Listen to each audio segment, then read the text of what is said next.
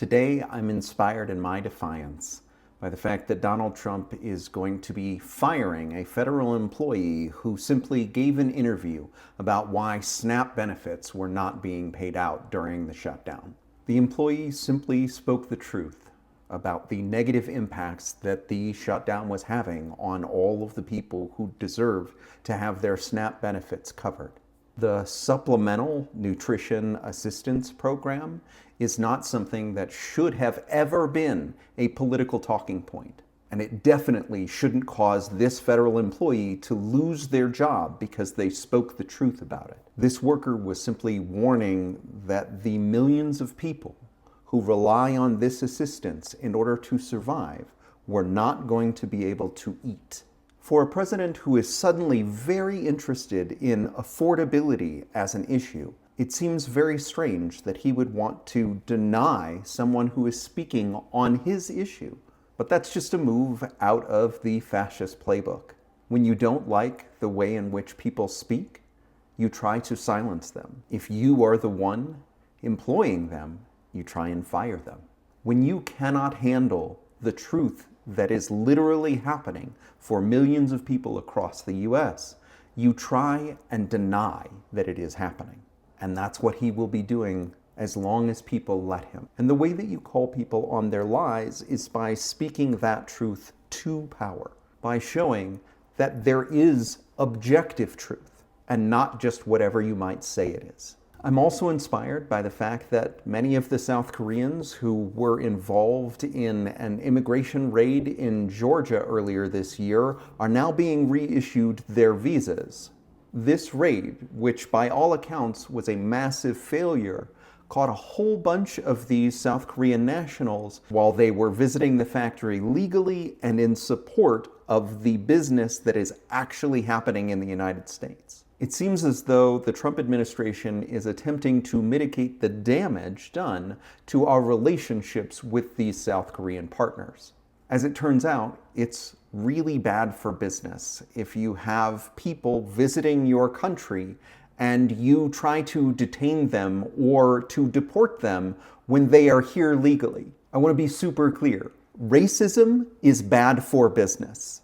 When you get to decide in a moment's notice who is here and doing legitimate work without any kind of due process, and you destroy any kind of ongoing relationship that you might have with other businesses or countries, you are shooting yourself in the foot. It's what happens when ideology actually ends up being more important than policy. When our partners and our businesses do not believe that this is a good place to invest their time, effort, and money, they will stop doing so. And I think that's one of the biggest worries I have about isolationist stances or totalitarian policies. Other countries are just going to move on without us. They will realize that they need us less and less when those partnerships start being made between other countries. And I'm heartened whenever they even get close to recognizing just how terrible their policies are for all Americans and certainly the partners that we have abroad. And finally, I'm inspired by the reality that we will continue to see large troves of Epstein's documents being released whether or not the House and Senate and President decide to act. The Epstein estate is releasing regular updates of correspondence between Jeffrey Epstein and various other officials, either in government or in other positions of power. And it is clear that the correspondence and relationship between Jeffrey Epstein and Donald Trump did not end as Donald Trump said it did. In 2017, 2018, and even 2019, while he was president, he had business interactions and personal interactions with Jeffrey Epstein. At this point, I don't know that we need the full treasure trove of information from the Epstein files in order to conclude that he was directly responsible for trafficking girls.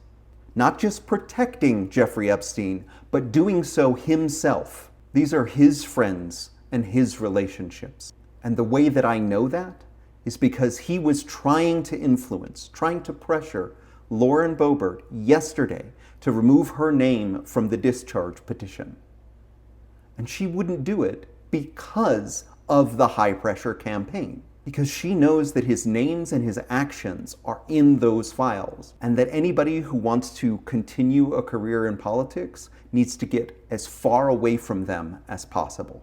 We haven't seen the cracks start to encroach upon the inner circle of Donald Trump, but we have seen it in other MAGA individuals. They have seen the writing on the wall. They have seen that when Donald Trump is not on the ballot, and when they believe that there is a pedophile in the White House who is being protected by other people in power, they are not going to vote Republican. They are not going to go to their polling place and say, I want more of this.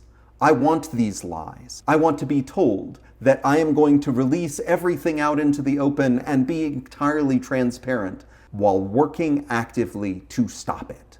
There are some that are calling this the beginning of the end. I'm not quite so sure, because there are a lot of ingrained beliefs. But if you voted for him previously, if you thought that he was going to get rid of this mysterious cabal of high-power individuals who were trafficking children, you are not going to stand by and allow that one person who you believed was doing the work to continue to control the narrative.